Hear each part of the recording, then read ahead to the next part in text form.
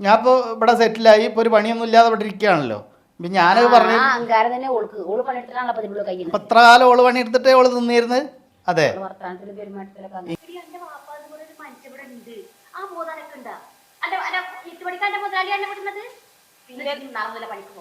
ആ പണിക്ക് പോവാതിരുന്ന പിന്നെ എന്താ കാട്ടാൻ പോണ്? പിന്നെ ഒന്നും വേണ്ടേ?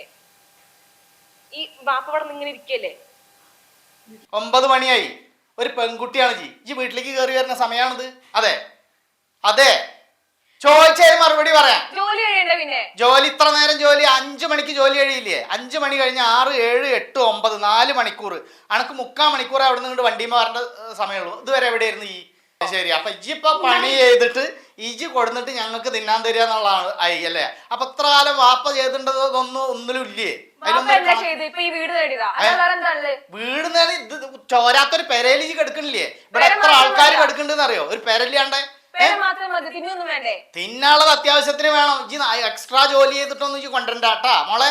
ഞാൻ പറഞ്ഞില്ല വേണ്ട, വായലാവ് ഒതുക്കിക്കോ.